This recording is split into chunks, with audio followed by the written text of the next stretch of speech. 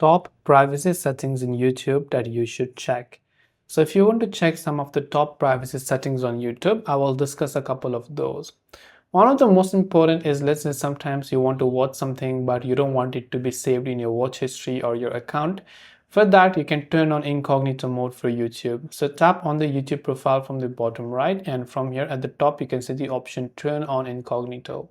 So now when you turn on incognito, now you can simply go ahead and then basically start searching, and whatever you search will be completely private. To turn it off, you can come to your profile page and tap on turn off incognito. Other settings are, if you go to the gear icon from the top right hand side and then you go to this option called general, you can choose to enable or disable restricted mode if these are some of the privacy settings that you want. And YouTube app by itself does not have a whole lot of privacy settings, but if you just come here to privacy, you can see about your location, your blocked contacts if you want to see them, and if you want to allow other users to mention yourself.